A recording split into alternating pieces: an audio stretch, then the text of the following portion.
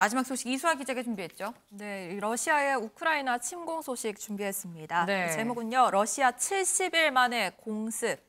우리 삼성 건물도 피해입니다. 현재 시간으로 어제 이 러시아가 우크라이나 수도 키이우 등 이 도시 곳곳을 향해서 미사일 공격을 감행했습니다. 이 도심 8곳에 미사일 75발이 떨어졌다고 하는데요. 네. 우크라이나 정부 쪽에서는 또 84발이다라는 주장도 나오고 있습니다. 지난 7월 폭격 뒤에 약 70일 만에 이뤄진 이번 공습인데요. 네. 지금까지 알려진 바로는 최소 14명이 사망했고요. 97명의 부상자가 나왔습니다. 지금까지만 집계된 숫자라는 점을 다시 한번 말씀드리고 네. 특히 우크라이나 출근 시간대에 공습이 집중됐기 때문에 네. 그래서 더 민간인 피해가 컸다 이렇게 분석되고 있습니다. 네, 이 현재 긴박했던 상황은 이 생방송으로 이 전파를 타기도 했습니다.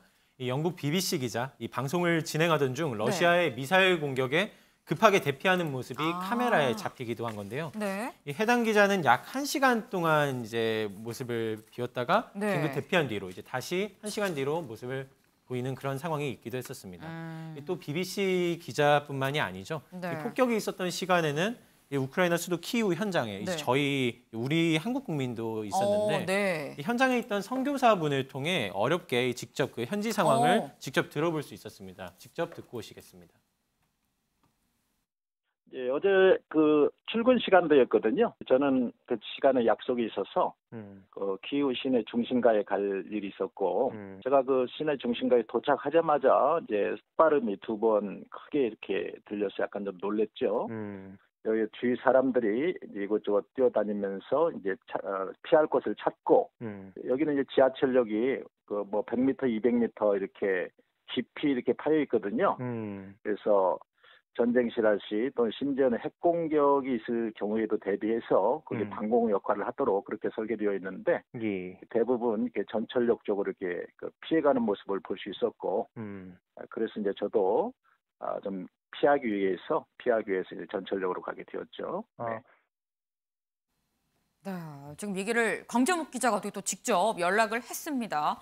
마침 그 시각에 우리 한국인입니다. 우리 한국인 선교사분이 또 키이우에 갈 일이 있었는데 거기서 지금 직접 미사일 폭격이 있었고 지하철역으로 대피를 했다라고 얘기를 하고 계십니다. 지금 뭐 저희가 선교사님 한 분만 지금 직접적으로 접촉을 하긴 했습니다만 현재 우크라이나 안에 우리 국민 다른 국민들도 분명히 있는 상황입니다. 지금 저희 그 키워드에 삼성 건물이라고 지금 얘기를 했죠. 이수아 기자. 네. 삼성전자가 입주한 그 건물도 피해를 입었다고 하는데 그럼 우리 국민 추가 피해는 없는 거예요? 네, 우크라이나 삼성전자 지사에 인근에 폭격이 있었다고 합니다. 근데 다행히 건물에 직격탄이 떨어지지 않았다고 하고요.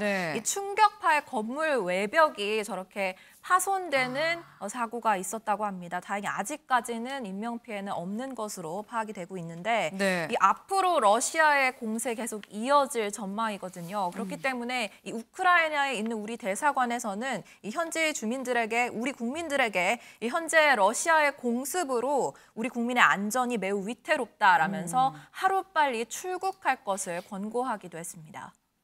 네. 지금 관련해서 이 아까 얘기를 들은 그 선교사분 직접 또 삼성 건물 앞으로 또 갔었다고 합니다. 그 얘기도 같이 좀 들어볼까요? 네.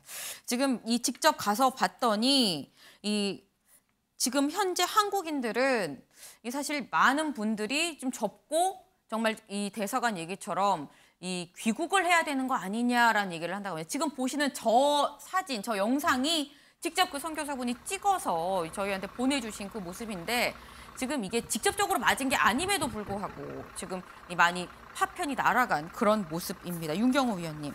지금 뭐 다행히 우리 국민 인명피해는 없습니다. 이걸 다행이라고 말을 해야 될지 모르겠는 게 우크라이나 국민들이 지금 아까 이수아 기자 얘기처럼 굉장히 많이 다치고 숨진 지금 그런 상황입니다. 아니 이게 아침 출근 시간에 민간인들을 어떻게 보면 대상으로 한 거 아닐까 하는 생각이 드는데 이거 국제 재판 갈 수도 있는 거 아닙니까? 그렇습니다. 아무리 전쟁이지만 민간인을 대상으로 하는 무차별 살상 이게 이제 가장 큰 비극이죠.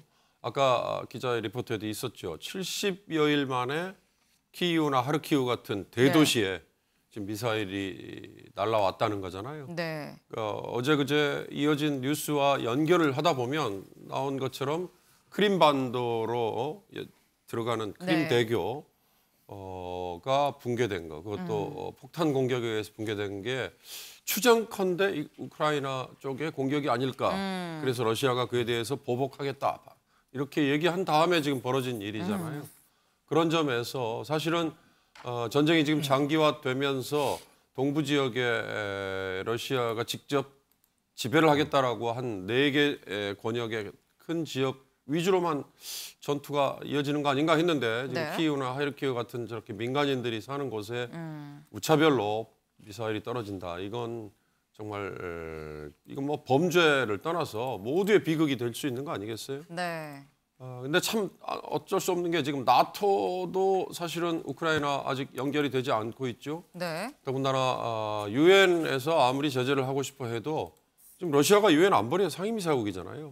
그러니까 거기에 발목이 딱 잡혀 있어서 어떻게 보면 지금 국제사회가 비난 여론을 더 고조시켜서 러시아가 자제하도록 네. 만드는 공격을 자제하도록 만드는 그 방법밖에 없지 않을까.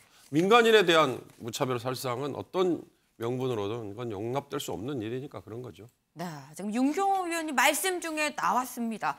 러시아가 왜 이렇게 많은 민간인 살상을 부르는 이런 무차별 공격을 한 것인가? 결국 크림 대교를 우크라이나가 폭발을 했다고 생각을 해서 여기에 대한 보복을 한 거 아니겠느냐라는 지금 그런 말씀이셨습니다.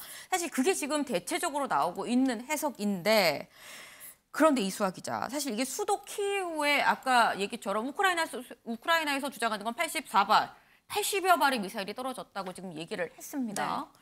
근데 이 키이우에는 대통령 집무실도 있거든요. 그럼 질렌스키 대통령은 무사한 걸까 하는 생각도 듭니다. 네, 무사한 것 같습니다. 다만 이 젤렌스키 대통령은 이 미사일 폭격이 이어지는 와중에도 네. 이 야외에서 거의 2분 가까이 연설을 하면서 항전 의지를 다지는 모습도 보여줬는데요. 듣고 오시죠. Прагнуть паніки і хаосу. Хочуть знищити нашу енергосистему. Вони безнадійні. Друга мішень – це люди. Спеціально обрали такий час і такі цілі, щоб завдати якнайбільше шкоди. Але це характерна тактика терористів. Вони хотіли нагнати більше страху і зачепити більше людей. Вони зачепили увесь світ.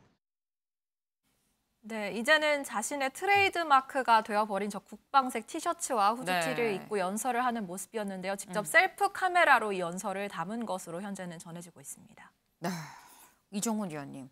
사실 우크라이나 이 관련한 이 폭격 소식에 이 기사들의 많은 댓글들이 아니 나토는 뭐 하는 거냐, 국제사회는 뭐 하는 거냐 이런 얘기가 정말 많이 달린 걸 봤는데 이 국제사회가 좀 더 적극적으로 나서야 되는 거 아닐까요?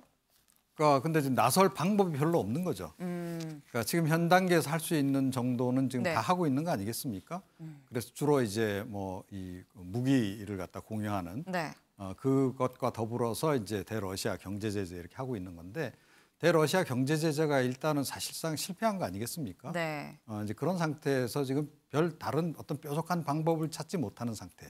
만약에 좀 더 개입을 하면은 정말 또 3차 대전으로 번질 수 있다고 보는 거죠. 그렇죠. 이제 확전 가능성이 있고 무엇보다 이제 이 서방 진영에서 우려하는 것은 혹시 핵을 쓸까 봐.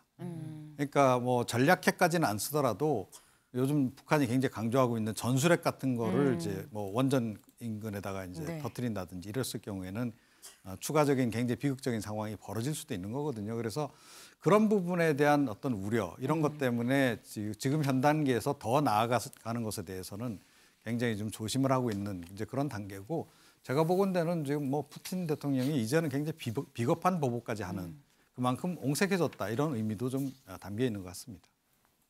네, 지금 뭐 더 이상 국제사회가 뭘 할래야 더 하기도 애매한 상황이다라는 말씀을 또 주셨습니다.